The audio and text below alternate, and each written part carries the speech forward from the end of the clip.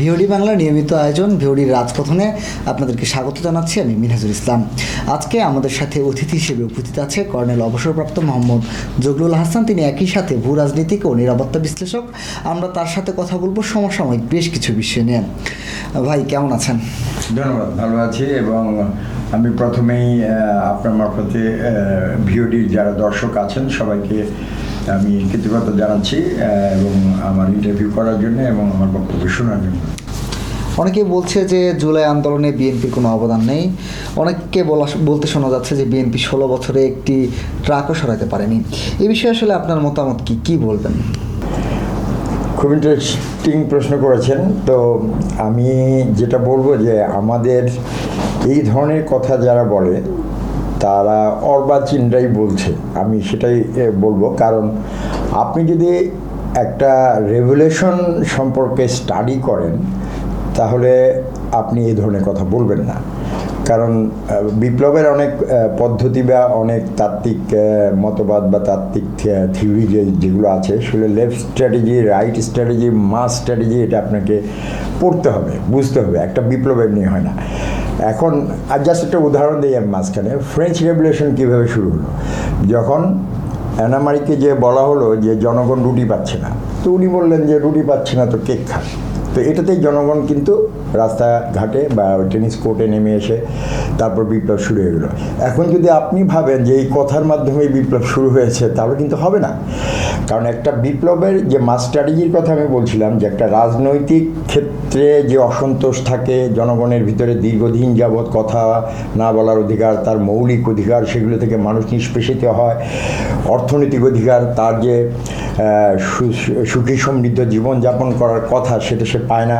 তারপর প্রশাসনিক ক্ষেত্রে সে আইন শৃঙ্খলা, ল অ্যান্ড অর্ডার সিচুয়েশন, এই ধরনের যে পরিস্থিতিগুলো দীর্ঘদিন যাবৎ যখন মানুষের ভেতরে অসন্তোষ ক্রিয়েট করে, তারপরে একটা বিপ্লবের বা আন্দোলন যেটাই বলেন আপনি, সেরকম একটা পরিস্থিতি ক্রিয়েট হয়।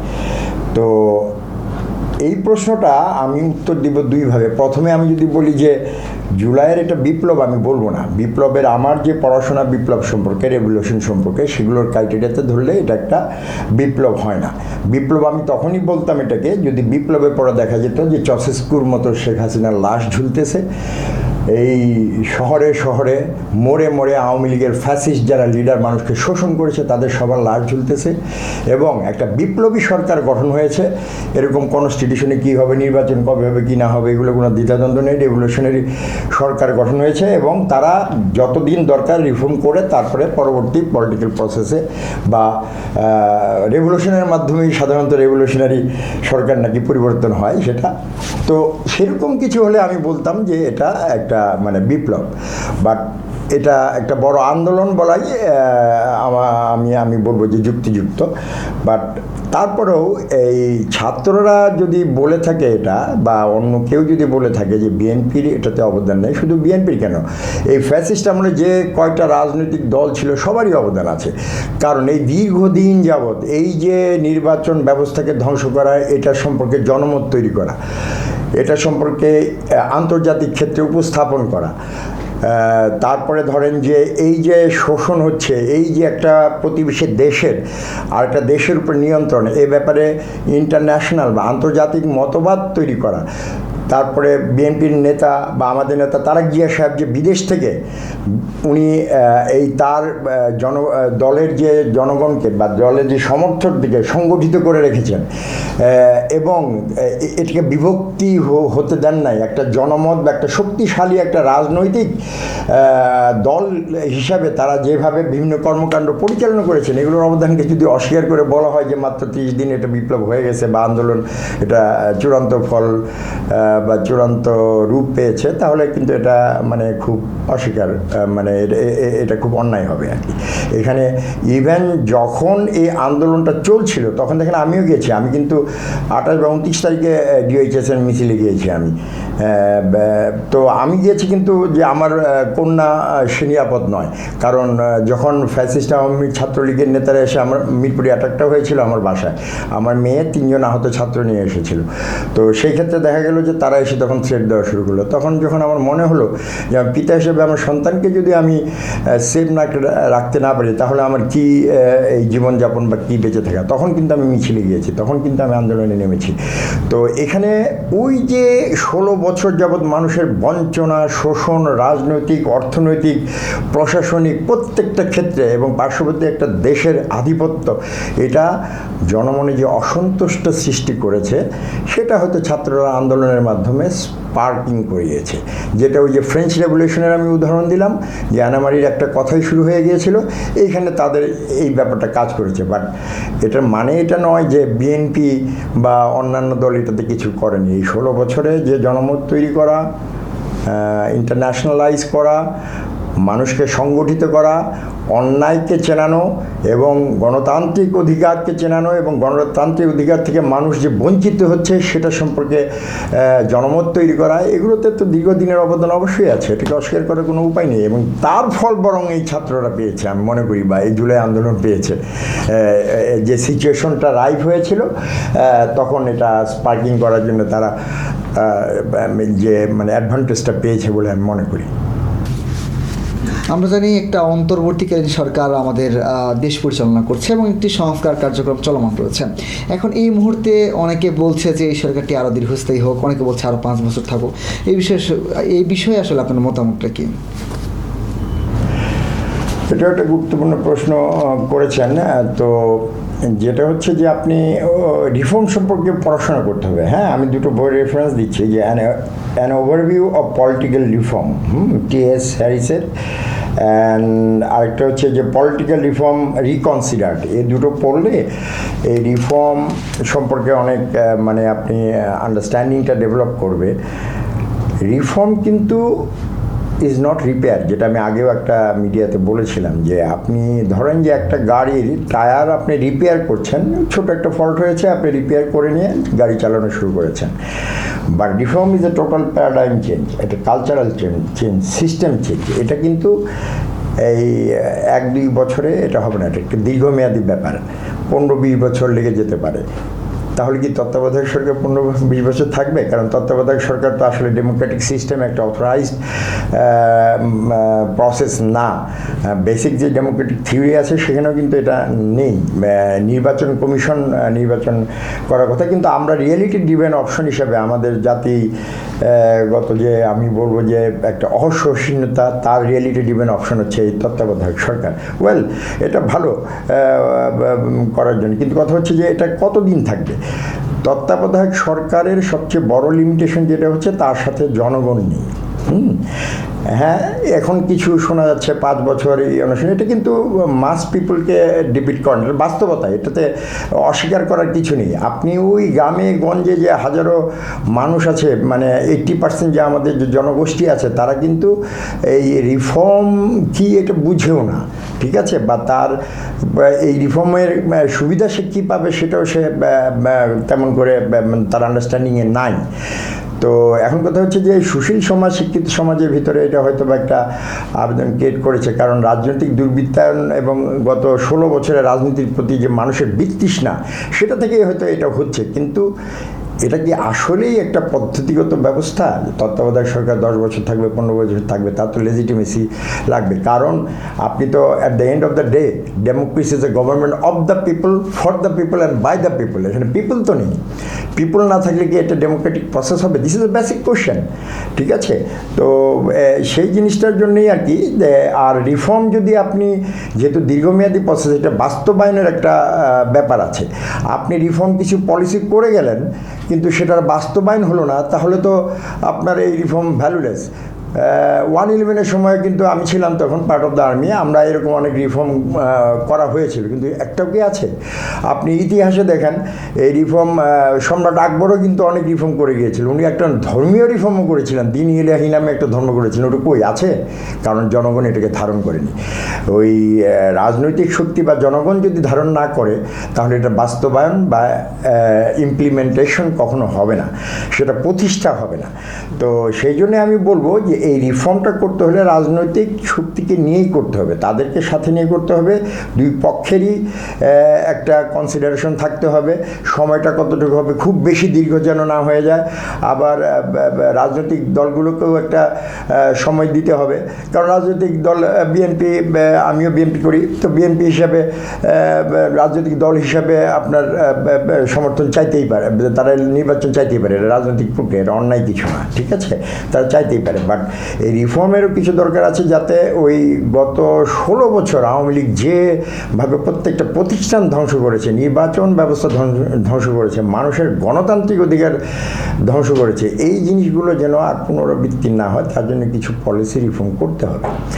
তো এটা বাস্তবায়ন কিন্তু এই 1-2 বছরে হবে কি না হওয়ার কথাও না, এবং এটাকে আপনি ধরেন যে দীর্ঘমেয়াদীভাবে ওই রাজনৈতিক যে দল ক্ষমতায় আসবে তাদেরকেও এটা বাস্তবায়ন করে যেতে হবে, এবং পরবর্তীতে যারা আসবে তাদেরকেও ধারণ করতে হবে, এবং মানে সেটাকে বাস্তবায়ন করতে হবে। এখন এত দীর্ঘ সময় কি তত্ত্বাবধায়ক সরকার থাকা সম্ভব? এটা সম্ভব না। তো এই জন্যই এটাকে রিয়েলিটি ড্রিভেন অপশন হিসেবে একটা দুই পক্ষের কম্প্রোমাইজে একটা ছাড় দিয়ে একটা সলিউশনে আসতে হবে। আপনি জানেন যে বাংলাদেশ জাতীয়তাবাদী দল কর্তৃক 31 দফা দেওয়া হয়েছে, সেখানে কিন্তু বলা হয়েছে প্রচলিত রাজনীতির বাইরে পরিশোধিত রাজনীতির কথা বলা হয়েছে, এবং সেই জায়গা থেকে আসলে এই পরিস্থিতিতে দাঁড়িয়ে সেটি কি আসলে সম্ভব কিনা, এবং 31 দফা বাস্তবায়নে জরুরি পদক্ষেপ কি কি হতে পারে? হ্যাঁ, আমাদের তারা গিয়ে সাহেব 31 দফা দিয়েছেন, একটা পরিশোধিত রাজনীতি। বাংলাদেশে গত 16 বছরে যে রাজনৈতিক দুর্বৃত্তায়ন হয়েছে এবং রাজনৈতিক যে শোষণ নিষ্পেষণ হয়েছে, সেখান থেকে মুক্তির একটা উপায় 31 দফার মধ্যে আছে। কিন্তু আপনি যে কথাটা বললেন এটা বাস্তবায়নের ক্ষেত্রে মানে কতটুকু বাস্তবায়ন সম্ভব, অবশ্যই চ্যালেঞ্জ আছে, বাট অসম্ভব আমি বলবো না। কারণ প্রচলিত রাজনৈতিক কালচারে যে ব্যাপারগুলো রয়ে গেছে সেগুলোতে 31 দফা বাস্তবায়ন অনেক ক্ষেত্রে ডিফিকাল্ট হতে পারে। কারণ প্রচলিত রাজনৈতিক যে কালচার, সেটা বিএনপির ক্ষেত্রে বলবো, যেহেতু বিএনপির নেতৃত্বে তারেক রহমান সাহেব বাইরে ছিলেন অনেকদিন, উনি ওখান থেকেও নেতৃত্ব দিয়েছেন, বাট তারেক ভাই যেহেতু ওখান থেকে সবসময় মনিটরিং করতেন বা দেশে আসে তার পক্ষে সম্ভব ছিল না, উনি সংগঠিত করে রেখেছেন। কিন্তু এই যে অপরাজনীতি ছিল আওয়ামী লীগের, তাদের একটাই ছিল জাতীয়তাবাদী চেতনাকে ডাউন করা, জাতীয়তাবাদী চেতনাকে নির্মূল করা। কাজেই এইটাতে কিন্তু বিএনপির ক্ষতি হয়েছে। এই জাতীয়তাবাদী চেতনা যেটা ছিল সেটা কিন্তু ইভেন দেখেন বলা হয় যে জিয়া রহমান মুক্তিযোদ্ধাই না, এটাই তার পদক নিয়ে নেওয়া হয়েছিল। এই যে দীর্ঘ 16 বছর যাবৎ একটা প্রক্রিয়ার মাধ্যমে জাতীয়তাবাদী চেতনাকে ডাউন করা হয়েছে বা সাপ্রেশন করা হয়েছে, সেটা কিন্তু উজ্জীবিত করার ব্যাপার আছে। তা না হলে কিন্তু এই 31 দফা মানে বাস্তবায়ন ডিফিকাল্ট হবে। কারণ সেই চেতনাকে ধারণ করে উজ্জীবিত যদি না হয়, তাহলে কিন্তু বিএনপির যে মাস পিপল বা সংগঠন এবং যে গ্রামেগঞ্জে লোকজন যে বিচ্যুত হয়েছে, কিছুটা সাপ্রেসড হয়েছে, এই চেতনাটাকে তারা তো আগের মতো করে ধারণ করতে পারতেছে নাই এখন। তো সেটাকে যদি আপনি উজ্জীবিত করতে চান, সেটাকে যদি আপনি পুনরুজ্জীবিত করতে চান এবং প্রতিষ্ঠা করতে চান বা রিএস্টাবলিশ করতে চান, অবশ্যই একটা মুভমেন্ট আকারে এটাকে নিয়ে যেতে হবে। একটা জাতীয়তাবাদী চেতনা, একটা টাস্ক ফোর্স গঠন করে, যেটা আমি একটা আইডিয়া দিয়েছিলাম বিএনপির হায়ারার্কি মহলে, যে জেড ফোর্স, যেখানে আপনি সেই 71-এর মুক্তিযোদ্ধারা যারা মুক্তিযুদ্ধ করেছে তারা থাকবে, জিয়াউর রহমান সাহেব যেমন নতুন কুড়ি বিএনসিসি এগুলো করেছেন তারাও থাকবে, তরুণ উদ্দীপ্ত বুদ্ধিজীবী এবং সাংস্কৃতিক মণ্ডলের এলিমেন্ট থাকবে। এই তিনটা এলিমেন্ট মিলে একটা ফোর্স হবে, যার নাম হবে জেড ফোর্স। এখানে জেন জিও থাকতে পারে, এই জিয়াউর রহমান নামের সাথে এটা মিলে গেছে যে জেনারেশন জেড। তো জেনারেশন জেডের যারা আসলে এই রাজনৈতিক কলা কৌশল বা ষড়যন্ত্রের সাথে জড়িত না, যারা মুক্ত এবং সমৃদ্ধ সুখী বাংলাদেশ দেখতে চেয়েছিল, তাদেরও কিন্তু একটা সেগমেন্ট আছে। তো সেই সেগমেন্ট এখানে যোগ দিতে পারে এবং এদের কাজ হবে এই বাংলাদেশি জাতীয়তাবাদী চেতনাকে পুনঃপ্রতিষ্ঠা করা। 2 নম্বর, আওয়ামী ফ্যাসিবাদী কর্তৃক জাতীয়তাবাদী চেতনার উপর যত অপসংস্কৃতি বা ইতিহাস বিকৃত করে এটাকে যেভাবে নির্মূল বা সাপ্রেশন করা হয়েছে সেটা থেকে মুক্ত করা জাতীয়তাবাদী চেতনাকে, এবং দেশ গঠনে এবং দেশের যে কোনো প্রয়োজনে তারা জাতীয়তাবাদী চেতনাকে ধারণ করে সেখানে দৃঢ় পদক্ষেপ নেবে। এটার মাধ্যমে যে চেতনার উন্মেষটা ঘটবে, সেই উন্মেষের মাধ্যমেই 31 দফাকে ধারণ করে যদি এটা সর্ব লেভেলে বিস্তার করা যায়, তাহলে সেটা একটা ফলপ্রসূ হতে পারে। এবং এই সেগমেন্টটার বা এই মুভমেন্টটার বা এই টাস্কফোর্স বা এই অ্যাকশনটার নেতৃত্ব কিন্তু তার জিয়া ভাইকে দিতে হবে। উনি নিজে এই নেতৃত্বে যদি ঠিকভাবে না দেন, তাহলে 31 দফা যে মেকানিজমে যে মরিচা পড়েছে এই গত 16 বছরে, সেখানে এটা বাস্তবায়নের ডিফিকাল্টিস কিন্তু অ্যারাইজ করবে। উনি নিজে যদি এটা সঠিকভাবে নেতৃত্ব দেন, যেহেতু উনি নিজে এটা প্রণয়ন করেছেন এবং এই 31 দফা দিয়েই উনি এই দেশের উত্তরণ ঘটাতে পারেন বলে আমি বিশ্বাস করি। বাট তার নিজস্ব নিয়ন্ত্রণে একটা অ্যাক্টিভ ফোর্স দলের ভিতরে থাকতে হবে, যারা এটা প্রচার করবে, প্রমোট করবে এবং মনিটর করবে যে ঠিকভাবে বাস্তবায়ন হচ্ছে কি না।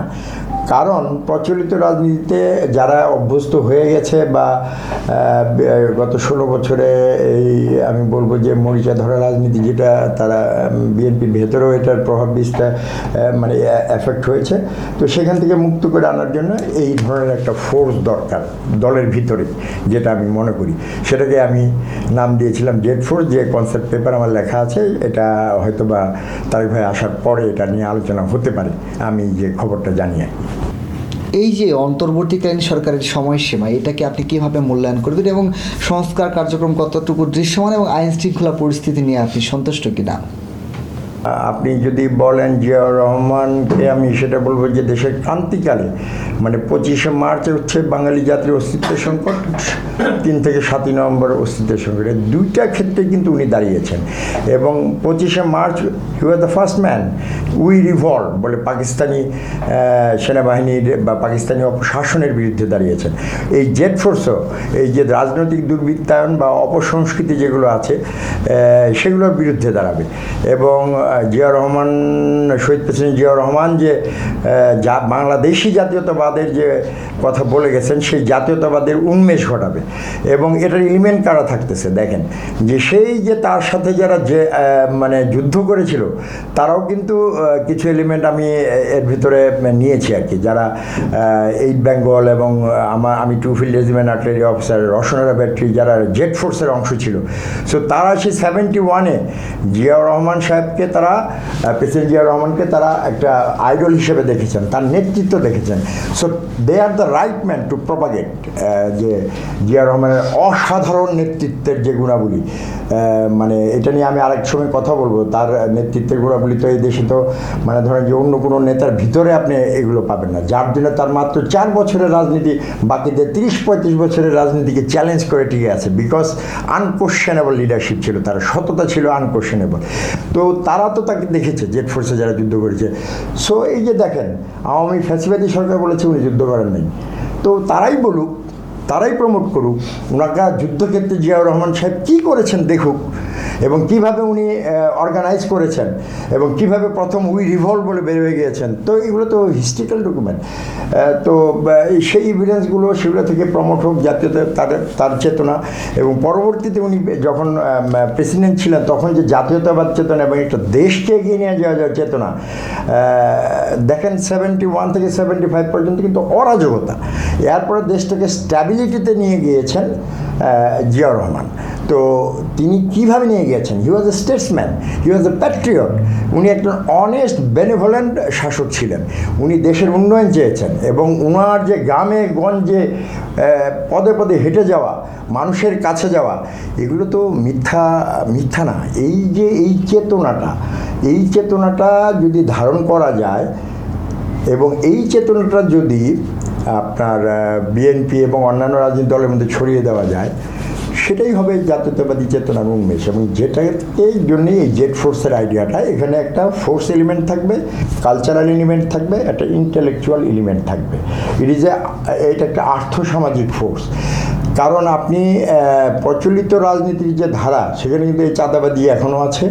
সেই একজন আরেকজনের পিছনে লেগে থাকা বা দলীয় স্বার্থের চেয়ে ব্যক্তি স্বার্থ বেশি দেখা, দেশের স্বার্থের চেয়ে দলীয় স্বার্থ বেশি দেখা, দলীয় স্বার্থের চেয়ে ব্যক্তি স্বার্থ বেশি দেখা, এবং ওই টাকা পয়সা, দুর্বৃত্তায়ন, চাঁদাবাজি এগুলো কিন্তু রয়ে গেছে।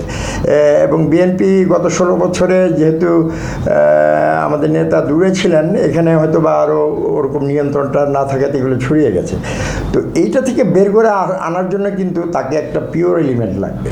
তো এই এলিমেন্টটাই উনি জেড ফোর্স আকারে এই যারা পরিশোধিত রাজনীতি করেন, যারা জ্ঞান পাপী না, ইন্টেলেকচুয়াল সেগমেন্টে যারা জাতীয়তাবাদের চেতনাকে ধারণ করেন, যারা নতুন করি বা বিএনসিসি করে যে এদের মাঝে যে উদ্দীপ্ত তরুণরা আছে, তাদেরকে নিয়ে একটা ইলেভেন বা ফোর্স গঠন করা, যেটাকে আমি নাম দিয়েছি জেড ফোর্স। যে সেটার ভিতরে জেনজিও আসতে পারে এবং এরা মিলেই আর কি এই জাতীয়তাবাদী চেতনা এবং এই 31 দফাকে বাস্তবায়নে ভূমিকা রাখতে পারে।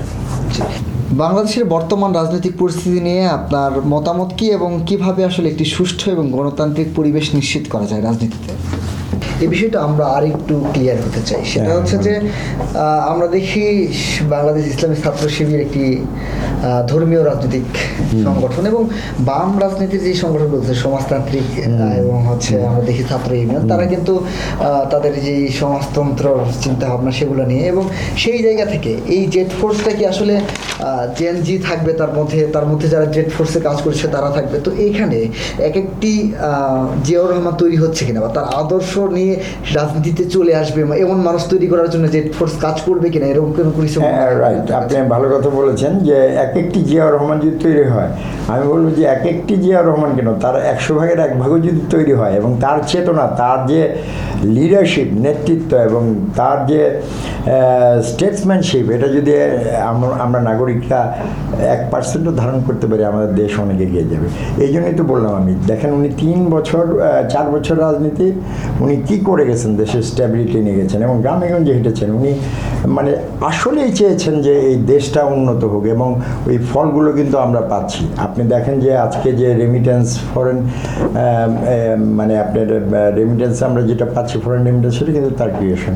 আপনি নতুন করি বলেন, বিএনসিসি বলেন, এটা সবই তার ক্রিয়েশন। আনসার ভিডবি বলেন, এদেরকেও নেওয়া যেতে পারে জেড ফোর্সে। এবং ওনার যে বাংলাদেশি জাতীয়তাবাদী চেতনা, এই চেতনাটাকে যদি উন্মেষ এবং এটাকে যদি একটি শক্তিশালী অবস্থানে নিয়ে যাওয়া যায়, তাহলে ওই আওয়ামী অপশক্তির মতো এবং ফ্যাসিবাদী শক্তি আবার এখানে কোনো দিন প্রতিষ্ঠিত হতে পারবে না। ঠিক আছে? তো এই জন্যে আমি যেটা কনসেপ্টটাতে আছে যে এটা একটা আর্থসামাজিক ফোর্স হিসাবে, একটা বিএনপির অঙ্গ সংগঠন হিসেবে হতে পারে, বাইরেও হতে পারে, প্যাট্রোনাইজড বাই জাতীয়তাবাদী দল বা জাতীয়তাবাদী চেতনার যারা আছেন তাদের দ্বারা প্যাট্রোনাইজড হয়ে ওইটা হতে পারে। তো আসল যেটা হবে যে এই বাংলাদেশি জাতীয়তাবাদী চেতনার উন্মেষ এবং এটাকে ধারণ করা, এটাকে প্রতিষ্ঠা করা এবং এটা নিয়ে দেশের উন্নয়নের জন্য কাজ করা। আপনি একটু আগে অর্থনৈতিক নিশ্চয়তার কথা বললেন। এখানে আসলে দ্রব্যমূল্য এবং 5 আগস্টের পর বাংলাদেশের অর্থনীতির কি অবস্থা, এটা আমরা একটু জানতে চাচ্ছি আপনার কাছ থেকে। হ্যাঁ, অন্তর্বর্তীকালীন সরকার তো কতদিন হয়ে গেল? 1 বছর হয়ে গেছে প্রায়, নাকি? প্রায় 9, হ্যাঁ, জুলাই থেকে এ পর্যন্ত 9 মাস হয়ে গেছে বোধহয়। 9 মাস, 1 বছর দিকে যাচ্ছে। তো ঠিক আছে, এখন অন্তর্বর্তীকালীন এটা তো নর্মাল আগে যেরকম হতো কেয়ারটেকার সরকার, সেটা তো সংবিধান থেকে আওয়ামী ফ্যাসিস্ট সরকার বাতিল করেই দিয়েছিল, তাই না? তো পরবর্তীতে একটা আন্দোলনের পরবর্তীতে যে সরকারটা হয়েছে, সেটাকে একটা হাইকোর্টের রায়ের মাধ্যমে এটা বৈধতা দেওয়া হয়েছে। তো একটা অন্তর্বর্তীকালীন সরকার রিফর্ম যে পলিসি করা হয়েছে সেখানে কিন্তু 6 মাসের কথা বলা আছে, তাই না? তো একটা আদর্শ বা স্ট্যান্ডার্ড টাইম আমরা বলতে পারি 6 মাস, বাট এখানে একটু বিবেচনার বিষয় আছে যে এটা কিন্তু এক রাজনৈতিক সরকার থেকে নির্বাচনের মাধ্যমে আরেক রাজনৈতিক সরকারে যখন যায় তখন যে কেয়ারটেকার গভর্নমেন্ট হয়, এটা কিন্তু সেরকম না। তো এটা একটা আন্দোলনের ফলে হয়েছে, কাজে সময় একটু বেশি লাগতে পারে।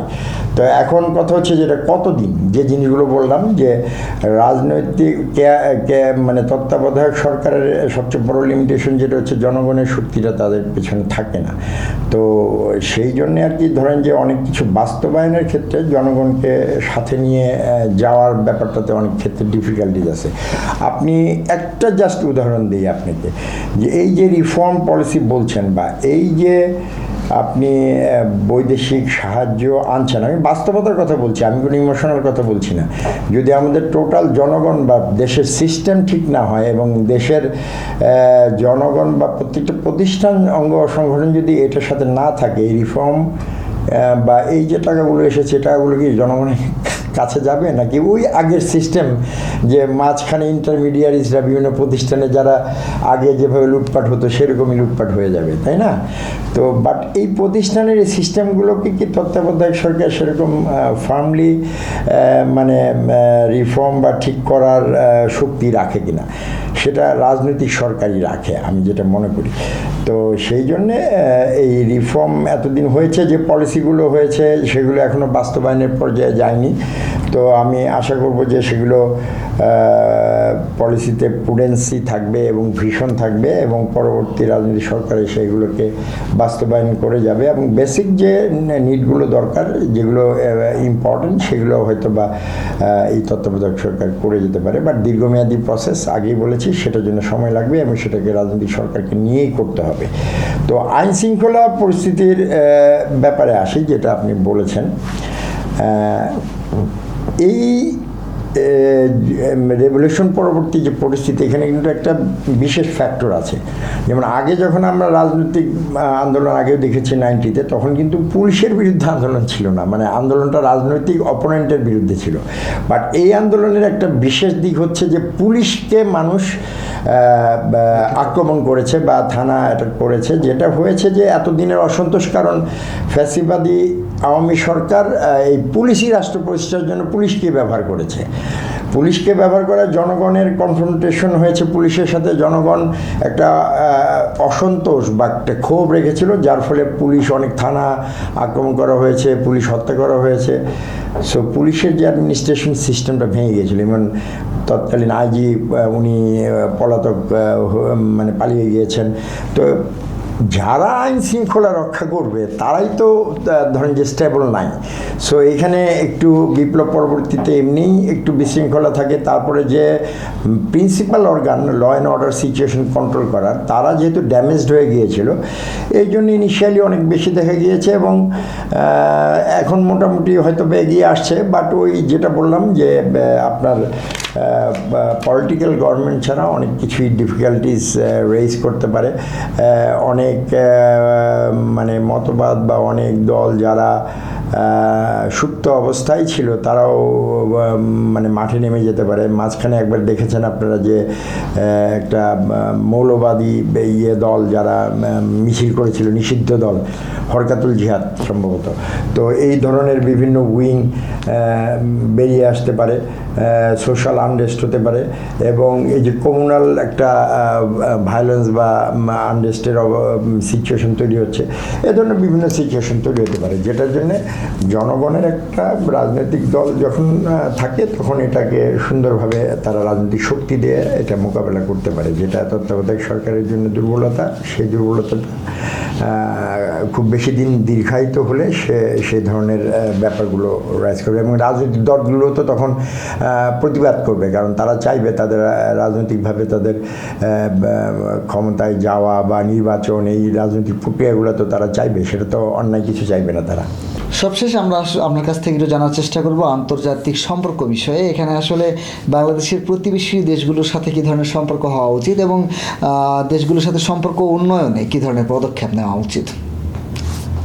আচ্ছা, আচ্ছা, ভূ রাজনৈতিক পরিস্থিতি বিবেচনায় যদি বলেন যে বাংলাদেশের অবস্থান কিন্তু স্ট্র্যাটেজিক্যালি জিও স্ট্র্যাটেজিক্যালি খুবই ইম্পর্ট্যান্ট একটা লোকেশন, কারণ ইন্ডিয়ান ওশনকে বাংলাদেশ একদম এশিয়ার পেটের ভিতরে টেনে নিয়ে গেছে। তো এই অবস্থানে থেকে কিন্তু ইন্ডিয়ান ওশনকে নিয়ন্ত্রণ করা যায়, সাউথ এশিয়াকে নিয়ন্ত্রণ করা যায়। এবং 1880 সালে যদি আপনি নেভাল স্ট্র্যাটেজি, এটি মহানের একটি কথা আপনি রেফারেন্সে নেন, সেটা হচ্ছে যে whoever will control the Indian ocean will control the world in future. তো এটা উনি 150 বছর আগে বলে গেছেন। কেন?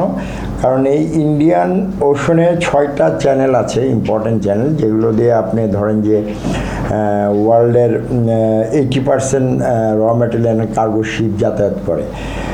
তারপরে হচ্ছে যে আপনি ইন্ডিয়ান ওশনের এই বেলটা বাংলাদেশের অবস্থান থেকে আপনি যেটা হচ্ছে যে কুনমিং হয়ে চীনের মেইনল্যান্ডে আপনি মিসাইল লঞ্চ করতে পারেন। আপনি এই এরিয়ায় অবস্থান থাকলে মানে মালাক্কা স্টেটটাকে কন্ট্রোল করতে পারেন। মালাক্কা স্টেটটা কেন ইম্পর্টেন্ট? চায়নার 80% অয়েল এটার ভিতর দিয়ে যায়, কাজে মালাক্কা স্টেট যদি কন্ট্রোল করা যায় তাহলে চায়নাকে কন্ট্রোল করা যাবে। আচ্ছা, আবার আপনি দেখেন যে ইউরেনিয়াম হচ্ছে নেক্সট ডিকেডের জ্বালানি বা ফুয়েল। এই ইউক্রেন আজারবাইজান এই এরিয়াটা হচ্ছে ইউরেনিয়াম রিচ এরিয়া। মধ্যপ্রাচ্যের যে জ্বালানি ছিল সেটা এখন সেকেন্ড গ্রেড অয়েল হচ্ছে, সেকেন্ড গ্রেড জ্বালানি হয়ে যাবে। সো এই ইউক্রেন বা মধ্য সেন্ট্রাল এশিয়ান দেশগুলোর উপর একটা নিয়ন্ত্রণ রাখার ব্যাপার আছে। সো বাংলাদেশ এইখানে এই বেলটাতে অবস্থান গ্রহণ করলে কিন্তু শর্টেস্ট ল্যান্ড রুট এই বাংলাদেশ থেকে এইদিকে আফগানিস্তান হয়ে, এবং এই সমস্ত কারণে আবার এই এরিয়াটা হচ্ছে আপনি ধরেন যে লার্জেস্ট পপুলেশন এবং গ্রোয়িং ইকোনমির কারণে গ্রোয়িং মার্কেট এবং চিপেস্ট লেবার। সো এই বেলটা মানে আন্তর্জাতিকভাবে খুবই ইম্পর্টেন্ট। এখন কথা হচ্ছে এখানে সবারই ইন্টারেস্ট থাকবে। ইউএসএ চাবে ইন্ডিয়ান ওশনে তার আধিপত্য বিস্তার রাখতে, ইন্ডিয়াও চাবে তার আধিপত্য বিস্তারে, চায়নাও চাবে, এবং পাকিস্তানও এখানে ইনফ্লুয়েন্স করতে চায় 7 সিস্টারে তার যে ইন্টেলিজেন্স ওয়ার্ক আছে সেটার জন্যে। এখন কার স্ট্র্যাটেজিক অবজেক্টিভটা কী সেটা বিবেচনায় নিয়ে আপনাকে তাদের সাথে সম্পর্ক বা রিলেশন রাখতে হবে। ইউএসএ চাইবে, ইউএসএর নেক্সট রাইভাল হচ্ছে চায়না। তো চায়নাকে কাউন্টার করার জন্য তার ইন্ডিয়াকে দরকার। India is the best card to play with China. তো সে ইন্ডিয়ার সাথে সে একটা ভালো রিলেশন রাখবেই, কিন্তু আর সে আবার চাইবে না যে ইন্ডিয়া এই বাংলাদেশ বা এই সাউথ এশিয়ান রিজিয়নে ইউএসএর চেয়েও বড় পাওয়ার হয়ে যায়। যে কারণেই হয়তো বা এই 24-এর রেভলিউশনটা, এটা তো হয়তো বা আপনারা জানেন যে ইউএসএর ডিপ স্টেট থেকেও এটার একটা মানে নির্দেশনা ছিল বা এটার একটা ইনভলভমেন্ট শোনা যায়। যে কারণে হচ্ছে যে ধরেন যে আবার চায়না এই ইন্ডিয়ান ওশনে যেটা চায় যে ইন্ডিয়াকে স্ট্র্যাটেজিক এনসার্কেলমেন্ট, ধরুন যে ওদিকে উত্তর কোরিয়া আছে, এদিকে মায়ানমার আছে, এদিকে বাংলাদেশ, এদিকে পাকিস্তান, সব কিন্তু চায়নার সাথে লিয়াজও আছে বা গুড রিলেশন। সো ইন্ডিয়া এনসার্কেলড হয়ে গেল। ইন্ডিয়া আবার চায় চায়না যেন এই এনসার্কেলমেন্টটা তাকে করতে না পারে। সে আবার ওশন অফেন্সিভ স্ট্র্যাটেজির মাধ্যমে সে মনে করে যে ইন্ডিয়ান ওশনটা ইন্ডিয়ান ওশনই থাকতে হবে, ঠিক আছে? তো এগুলো হচ্ছে কম্পিটিং ইন্টারেস্ট। এই ইন্টারেস্ট অনুযায়ী আপনি এখন দেখেন বাংলাদেশকে কিন্তু বাংলাদেশ যদি চায়নার সাথে খুব ডিপলি জড়িত হয়ে যায়, ইউএসএ এবং ইন্ডিয়ার একটা মানে বিরূপ সম্পর্ক হওয়ার সম্ভাবনা আছে। আবার ইন্ডিয়ার সাথে খুব বেশি ডিপলি জড়িয়ে গেলে চায়না সাথে বিরূপ রিলেশন হওয়ার সম্ভাবনা আছে। তো বাংলাদেশকে যেটা করতে হবে তার নিজস্ব স্ট্র্যাটেজি, নিজস্ব স্বার্থ এবং নিজস্ব অবজেক্টিভ বা নিজস্ব প্রয়োজন অনুযায়ী তার ফরেন পলিসি ফর্মুলেট করে সেইভাবে প্রত্যেকটা দেশের সাথে আলাদা আলাদা মানে সম্পর্ক এস্টাবলিশ করতে হবে। এবং একটা জিনিস মনে রাখতে হবে, there is no friend in international relations, only partners. আপনাকে পার্টনার করতে হবে, ইকোনমিক সুবিধা আনতে হবে এবং স্ট্র্যাটেজিক সুবিধা বা অ্যাডভান্টেজ নিতে হবে। এখন এখানে যেহেতু কম্পিটিং অথরিটি, বাংলাদেশ এখানে সেই অফেন্সিভ স্ট্র্যাটেজিতে যাবে কি না, that is also a question. যে আপনি চায়নাকে কন্ট্রোল করতে হলে ইউএসএকে নেন সঙ্গে, রাইড অন ইউএসএকে কন্ট্রোল করতে হলে আবার চায়নাকে নেন। তো এটা আবার বেশি অফেন্সিভ এক্সপেন্সিভ হয়ে যাবে, সেইটা ক্যাপাবিলিটি আমরা ইকোনমিক্যালি এবং মিলিটারিলি আমাদের আছে কি না সেটা দেখতে হবে। ইভেন আপনি ইন্ডিয়াকেও কন্ট্রোল করতে পারেন আপনি যদি রাইড অন ইউএসএ, তাই না? তো ইউএসের কিছু ইন্টারেস্ট তখন আপনাকে তখন দিতে হবে, কি সার্ভ করতে হবে। তো সেই ব্যাপারগুলো মানে কম্পিটিং অথরিটির উপর বেস করে বাংলাদেশকে একটা প্রুডেন্ট পলিসি নিতে হবে, সেটাই আমি মনে করি। বর্তমান রাজনৈতিক পরিস্থিতি যদি বলি তাহলে তো আপনি কম্পিটিং এলিমেন্টগুলো আছে, এন্টিটিগুলো আছে এবং যার যার প্রয়োজন বা স্বার্থে তারা সেই ম্যানুভার করছে। যেমন ধরেন যে এনসিপি সে বলছে যে সে নির্বাচনে যাবে না বা নির্বাচন সুষ্ঠু হবে না, দেরি করতে হবে, কারণ তারা একটা নতুন দল, তাদের সংগঠিত করতে বা সমস্ত দেশে 300 সমস্ত আসনে তাদের প্রার্থী দিতে হলে তাদের সময় লাগবে। আলটিমেটলি মানে তাদের দরকার হচ্ছে তাদের প্রয়োজনে, বাট রিফর্মটাকে তারা স্কেপ গোট বানাবে আর কি, যে ঠিক আছে রিফর্ম দিয়ে তারা এই ডিলেটা করতে যাবে। জামাতে ইসলামী প্রথম দিকে একটু ডিলে চেয়েছিল, এখন নির্বাচনী প্রক্রিয়া আসতে যাচ্ছে। বিএনপি তো নির্বাচন প্রথম থেকেই চাচ্ছে এবং তারা তো রাজনৈতিক দল হিসেবে চাইবেই। আওয়ামী লীগের প্রকাশ্য তেমন খুব স্ট্রং অবস্থান না দেখলেও তারা চাইবে, কারণ এবং তারা অংশগ্রহণ করতে চাইবে ইয়েতে, কারণ নির্বাচনে অংশগ্রহণ করতে না পারলে তাদের রাজনৈতিক ভবিষ্যৎ এফেক্টেড হবে। আর অংশগ্রহণ করতে পারলে যে কোনোভাবেই হোক তাহলে তারা মানে ধরেন যে এই তাদের একটা অস্তিত্ব টিকিয়ে রাখার একটা ব্যাপার এখানে আছে। এখন কথা হচ্ছে তাদেরকে নির্বাচনে অংশগ্রহণ করতে দেওয়া হবে কি হবে না, এটা একটা কোশ্চেন। কারণ একটা জেনোসাইডের সাথে যখন একটা দল জড়িত হয়ে যায় বা মাস হত্যাকাণ্ড বা কিলিংয়ের সাথে জড়িত হয়ে যায়, তখন তার রাজনৈতিকভাবে তার নৈতিক অবস্থানটা কোন জায়গায় থাকে সে ব্যাপারটা প্রশ্নবিদ্ধ হতে পারে। ঠিক আছে, যেমন মুসলিম লীগ কিন্তু এদেশ থেকে চলে গিয়েছে, কারণ এদেশে 71-এ যে জেনোসাইড বা হত্যা হয়েছিল বা যুদ্ধ হয়েছিল সেটার সাথে তারা তাদের পক্ষে অবস্থান নিয়েছিল।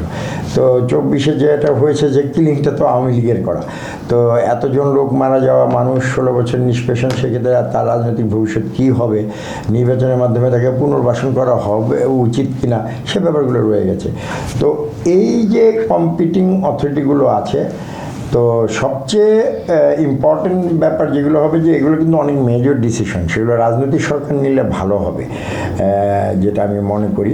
তো এই জন্য নির্বাচনটাকে আগে আনতে হবে এবং আবার কিছু রিফর্ম যেগুলো আছে সেগুলো করতে হবে, করে তারপর নির্বাচনের পরে আপনি যে জিনিসগুলো বললেন আর কি, যে সুষ্ঠু নির্বাচনের কথা বললেন বা রাজনৈতিক পরিস্থিতির কথা বললেন, তো প্রথমে আমি বলবো যে নির্বাচন ব্যবস্থাকে স্বচ্ছ করতে হবে, মানুষের ভোটের অধিকারকে প্রতিষ্ঠা করতে হবে এবং জনগণ স্বতঃস্ফূর্তভাবে যে নিজের মতবাদ বা নিজের কথাটা যাতে বলতে পারে সেই অধিকার প্রতিষ্ঠা করতে হবে, তার অর্থনৈতিক স্বাচ্ছন্দ্য বা সুখী সমৃদ্ধি নিশ্চিত করতে হবে এবং সামাজিক নিরাপত্তা নিশ্চিত করতে হবে। এই কয়েকটা বিষয় যদি নিশ্চিত হয় তাহলে হয়তোবা আমরা একটা সুন্দর সুখী সমৃদ্ধ বাংলাদেশ দেখতে পারবো। ধন্যবাদ আপনাকে ভিওটি বাংলাকে সময় দেওয়ার জন্য।